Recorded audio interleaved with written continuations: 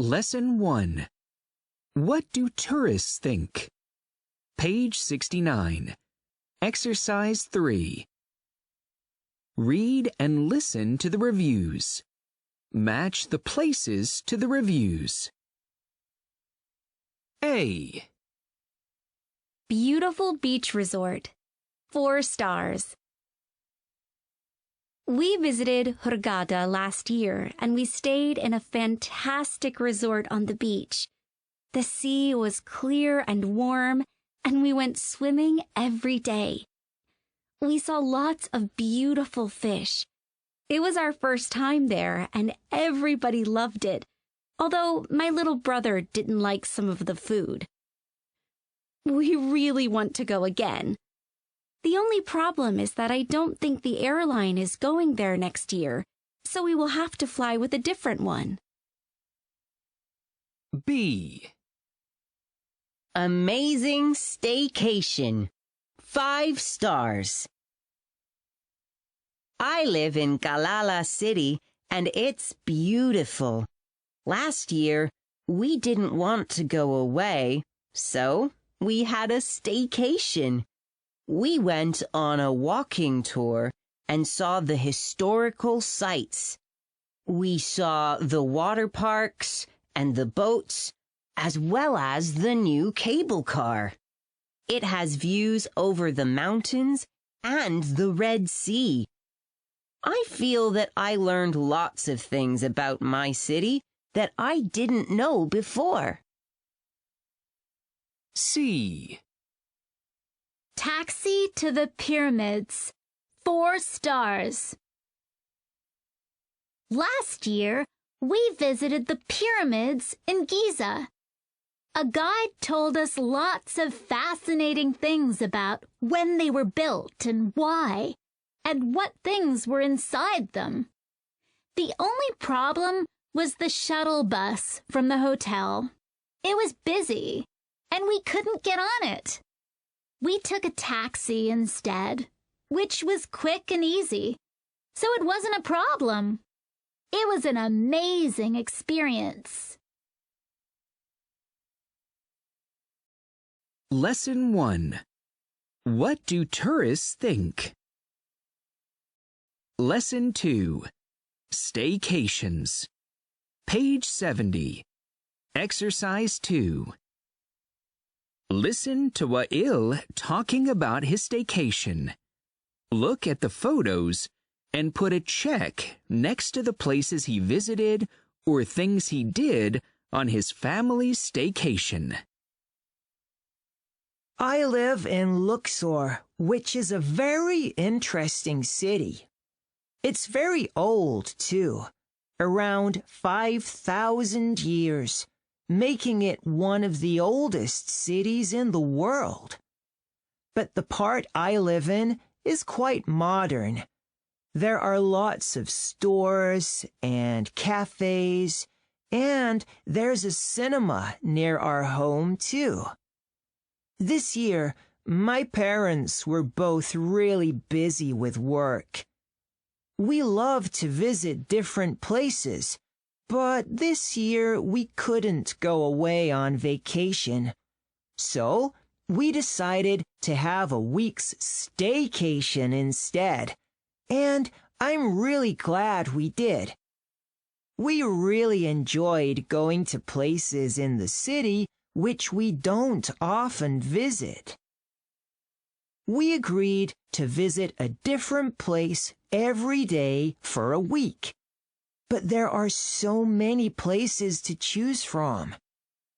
My parents wanted to see lots of the ancient places, but my sister Delia and I felt like going to some modern places too. We visited a mix of old and new. We also went to Luxor Museum, which was fantastic.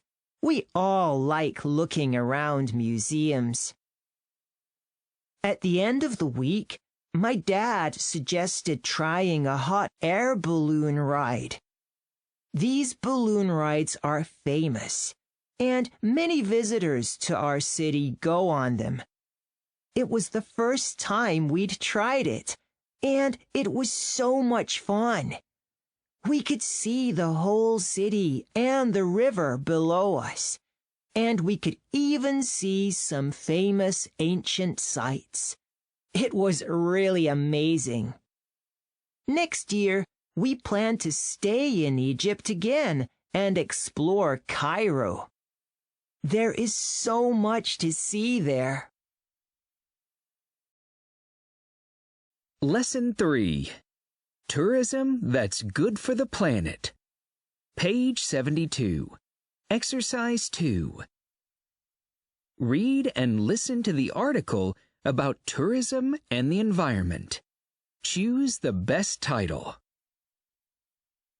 Many people enjoy traveling to different cities and countries. There's a lot to see and do in our amazing world. But when people travel, it can cause problems. Tourists often want to visit the same place at the same time. This can make some famous places too busy. Then stores, restaurants, and transportation can't work well. There can also be problems with waste, which is bad for the environment. Of course, people want to travel. But how can we do this as well as protecting the planet? Many professionals in the tourist industry think about ecotourism when they plan vacations. They do things like visiting places where tourism is good for the community, for example, where local people teach visitors about their food or history. It's important to think about how visitors use natural resources, too. Many resorts save water or use wind or solar energy for electricity. And of course, everyone has to choose the right materials. Single-use plastics are bad for the environment, so it's better to use things which can be used again and again. When tourism is sustainable, people can continue to visit all the beautiful and interesting places in our world. Lesson 4. Homestays. Page 74. Exercise 2. Read and listen to the report about homestays. Number the ideas in the order they appear in the text. Why do a homestay? In recent years, more people are choosing not to stay in big hotels, but to try doing a homestay instead. There are many reasons for this. You often begin learning more about the culture of a place as soon as you arrive in a person's home. Very often, the owner of the homestays gives you information about the things you can do and see nearby. They might also help with transportation or suggest places where you can stop to eat lunch when you are out. All of this is good for the local community because it makes people try different things and visit new places in the area. In some cases, the owner of the home is still there, and you can use 1 or 2 rooms in the house. In other cases, you rent the whole house. In both cases, you see what a real home is like in the place you're visiting. This is often more interesting than a hotel where the rooms look the same. Also, if you have a problem, the owner will try to help you solve it. You can often stay for a night, a week, or longer. Homestays can be more flexible than big resorts, which might not allow shorter breaks at busy times of year. Usually, you don't have to bring anything with you. The homestay will have somewhere to cook and everything you expect to find in a home. If you need to remember to bring things like towels, the owner tells you first. Homestays are beginning to become a popular choice for travelers, and it's easy to see why. It's good to read online reviews to find good places to stay. If someone remembers having a great homestay, they often want to share their experiences with others. It's unlikely that people will stop staying in hotels completely, but there's a lot more choice for travelers today. Lesson 5. Literature. Page 76. Exercise 3. Read and listen to the story. Check your answer for exercise 2. Last year, my family and I decided to visit Cape Town in South Africa. It's famous for amazing landscapes, beautiful buildings, and of course, the incredible Table Mountain. My mom bought some guidebooks. "Why have you got those?" asked Dad. "I want to learn about Cape Town," said Mom. "That's the best way to see everything." "They're big and heavy," said Dad. "We can't carry them everywhere. We can use our phones to find maps and information online." "It still takes time to find information online," said Mom, "and the maps are very small." "You're right," said Dad. My brother Mazen smiled at me. "I have an idea," he said. When we arrived in Cape Town, we took a shuttle bus from the airport to our hotel. It was lovely, with beautiful rooms, but we were all tired after the trip. Mom and Dad put the books on the table. Mom looked at them and laughed. "I don't think I do want to carry these now. Can we use your phone?" Dad looked worried. "I used it too much on the trip," he said. "It isn't working." "Oh no," said Mom. "There's so much to see. I don't want to miss anything." Mazen laughed.